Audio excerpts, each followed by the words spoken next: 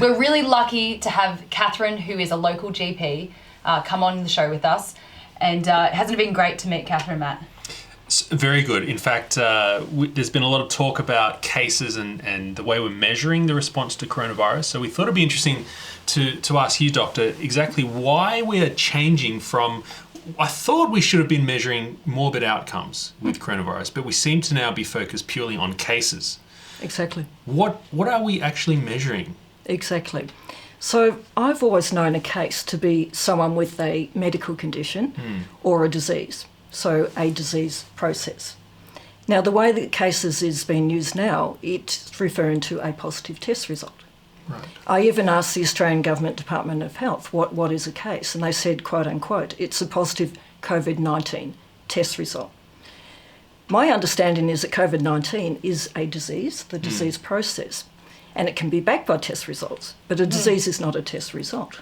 Right. Now, my concern is that we're given a fairly misleading and alarming picture of what's going on when we keep on hearing about cases.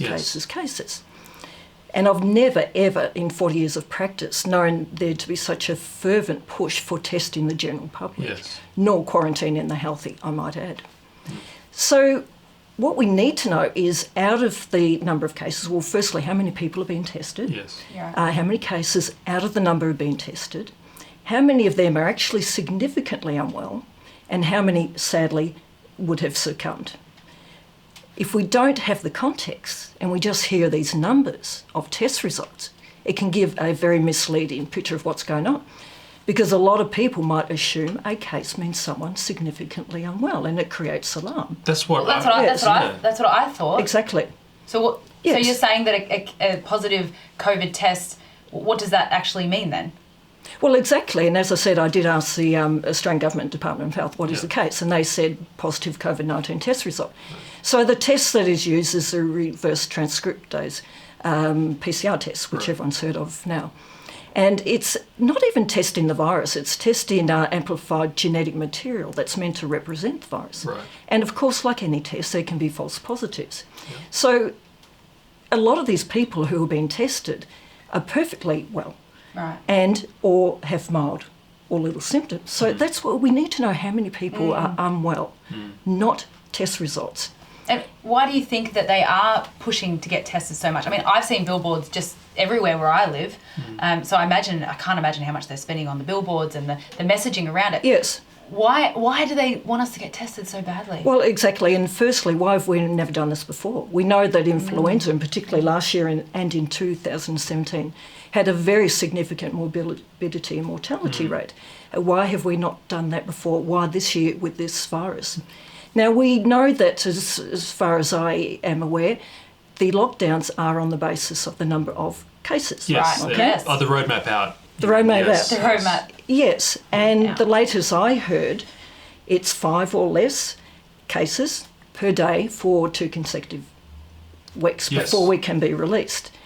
Not going to happen. I just cannot see that we would get down to 0 cases. That alarms me.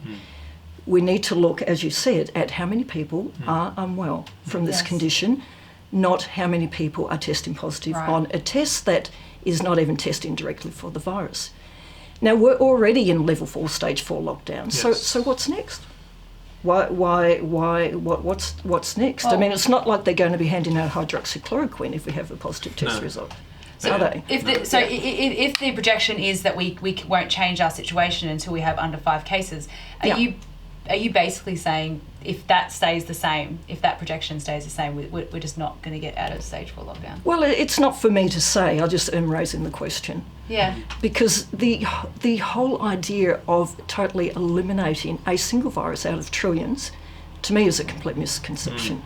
It's not a matter of totally eliminating the virus. It's actually learning to live with the virus.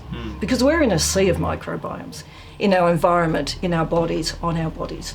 Trillions. I thought it was just COVID now. Sorry. Well, it's quite Went from serious to intriguing a that joke, we but- have this myopic obsession on this one virus, and it's almost like every other health concern has gone out the window, and that alarms me greatly, being a doctor, that people are not looking at other areas of their health. They're not having their normal health checks. The other thing is that the message we're getting is that we can, by mechanical means, block out a virus. We're talking about a particle that's nanometers in size, and that's a billionth of a metre. Billionth of You know, a metre. even the mask, the perspex, the gloves. I did hear someone refer to the mask stopping the virus like throwing sand at a chain fence. A little bit will stick, but most will get through. Now, this has been going on for months now, and for how much longer? Why aren't we getting messages also about how we can improve our general health? Because at the end of the day, health and healing is an inside job. We can't completely control the external environment. You know, put that emphasis on, we control that there, don't worry about what's going on in here.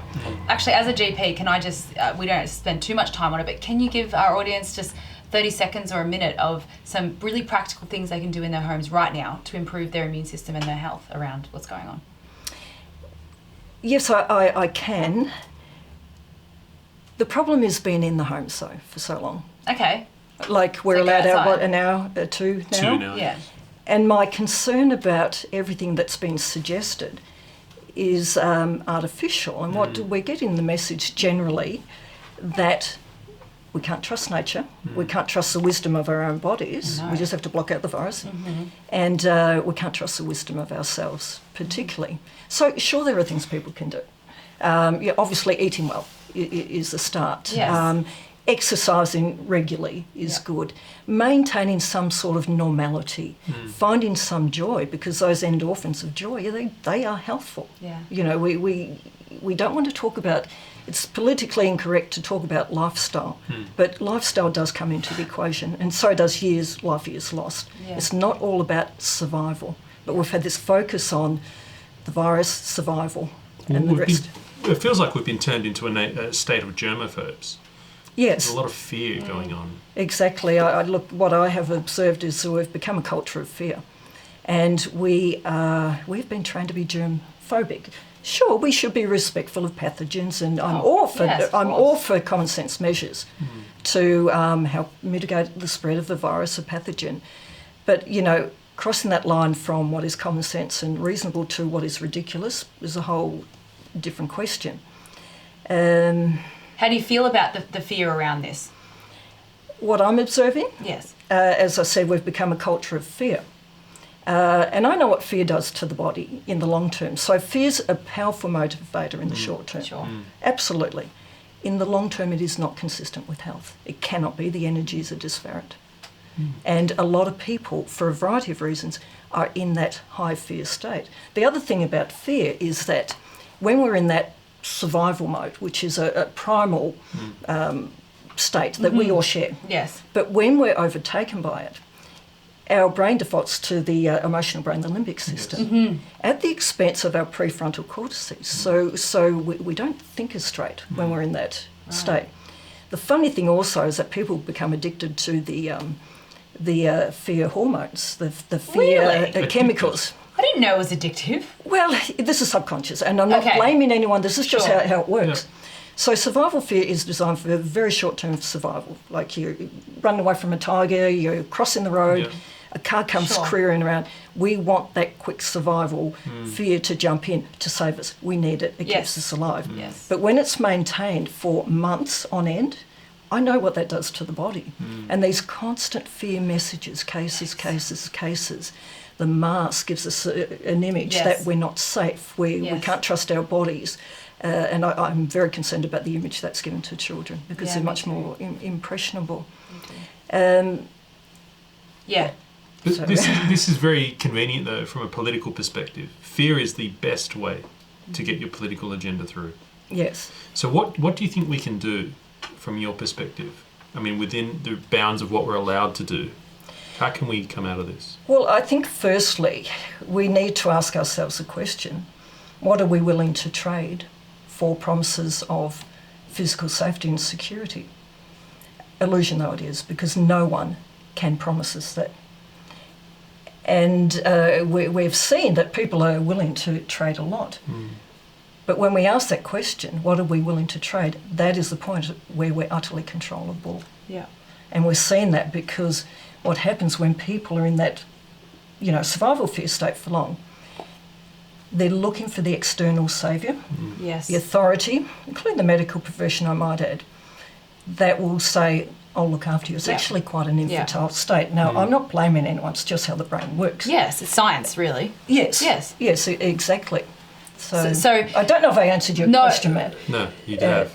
Okay. We need to resist that infantile state and take responsibility for being a bit more adult, I think is what you're trying to say. Look, quite frankly, it's time we grew up. I think the days where we blindly trusted the authorities, and I'm not saying we don't trust some authorities, of course we do, but blindly trusting that someone else has the answer for us, I think those days are gone. Well, I really do. I think people need to do their own research as much as they can independently, and I think people need to try and turn off the mainstream media. Don't you think, Matt?